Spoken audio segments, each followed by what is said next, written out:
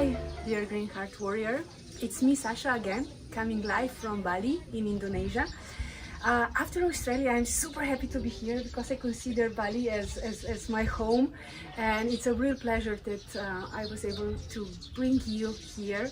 And I'm super grateful to you, Luh, my dear friend. Luh Manish, she's a Balinesian priest, entrepreneur, woman empowerer, and divine soul that has a purpose of sharing the knowledge of Bali with all of us that, you know, maybe are stuck somewhere in the Western world, in the offices, and just being here, you know, it's just like being here brings that special energy of, yeah, there is a world out there that's still normal.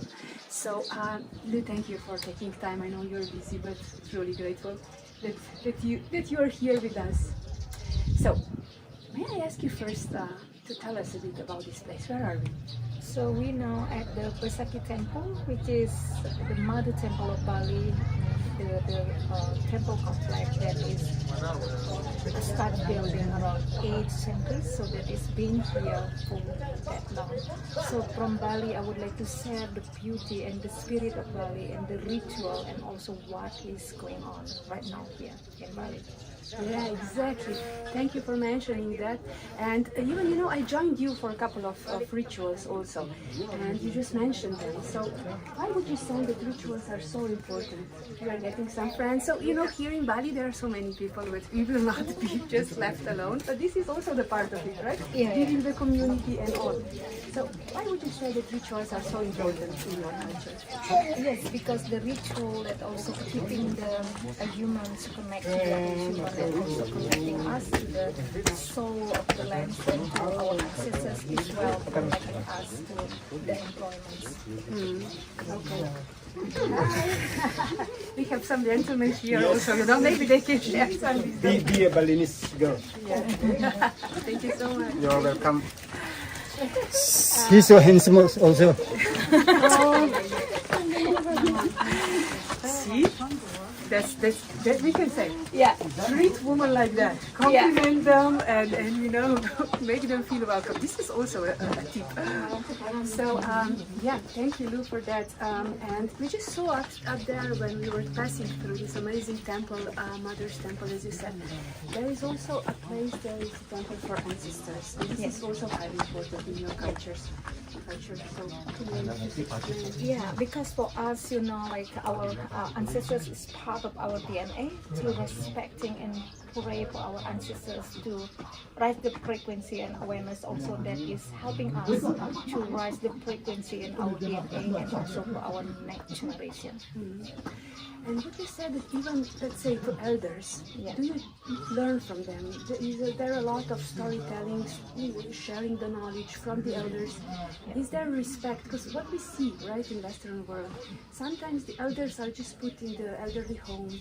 We kind of, you know, it feels like we've forgotten them, but it's not like that here. You really pay respect, right? Yeah, so we always respect the elderly, and then even in the houses, in the compound, we have a special home for the older people, and then the older people gonna tell the stories through the making ceremony, and they will tell us how their life are and their life story, and also the secrets of their true self. So for example, we're gonna talk a lot of our dream and also our understanding and also the magic in there while they're creating some sacred space. Wow, I love that. And here in the Mother Temple, we were also discussing about, Luh was just explaining, and I really find that interesting. It's about that mother spirit, and what is that, you know, because our culture is kind of a conditioning us to really pay respect to our appearance, how we look, how we present ourselves. But there is a different aspect, you know, that motherly aspect of caring, accepting unconditionally, creating space for people around you to really embrace and bring the best, you know, out of what they are. And just going back to our word, corporate, this is what leaders should be all about, right? Just to create that. So, yeah, can you talk a bit more about that? Yeah, for like for my side of motherhood is like being a woman, and not everyone have the opportunity to have a child, and also not everyone gonna bring up children, and everyone is possible to be a mother. Could be the mother for themselves, and could be that become a mother for another being, and also could be a mother of giving the true knowledge. Because these days I see in television and media, all of the women try to drive them into the beauty outside of them, so they've forgotten the true magic to being woman, that is creative, divine spirit, and they can move the world, through their wisdom, through their love. So creating the motherhood, which is like you're gonna love someone totally, unconditionally, including the night of the soul, you're gonna feel there is love. I found this really powerful, you know, and without expecting anything in return, because we do often see that people are doing things for us, but there's always a feeling that, okay, you know, like, should I pay back? Or, but here, the motherhood, as you are describing, is unconditional love and acceptance. Yes. And you can really only grow when you are unconditionally accepted, right? Because then even the mistakes are allowed, and yeah, you can live your full self. Yeah, thank you for that. And Luh, I know you've lived in the Western world for a while. You've been to Norway, right? Yeah. So, comparing your experience there, consciously coming back to your culture, why have you decided to come back? What did you miss? And actually, like, number first, I miss the feeling in the temple, because out there you can buy so much good thing in terms of material, but the sense of spirituality, the sense of the thing that you cannot buy them from money, that is in here.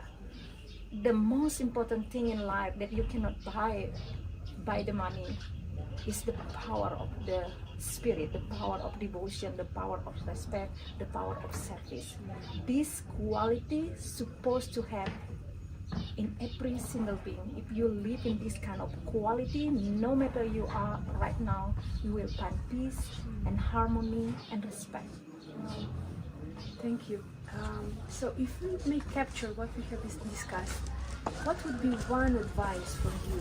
You know, you've been there, you can imagine the life of a modern man. So what would be your ancient advice for the well-being of a modern man?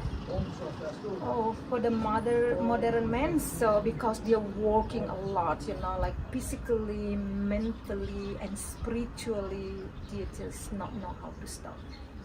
Because they want to have more, you know, more company, more controlling, and then probably more, you know, like powers, gain power, and just learn how to accept yourself, and then to love yourself, and to be within yourself, and just okay if you feel vulnerable, it's okay if you want to slow down, it's okay, you be authentic self.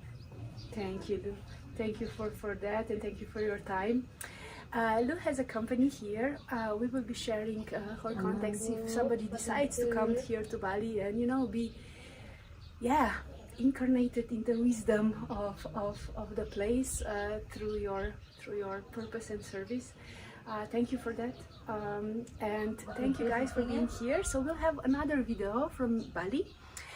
It's gonna be about a couple, a Western guy marrying a Balinesian girl. And when I asked them if they would do that, she started to laugh and she said, I'm just hanging with Europeans too much, you know, so he didn't become Balinesian, I became Europe, I'm just angry all the time. So I find this really funny. So in 14 days time, we're gonna have another video with them.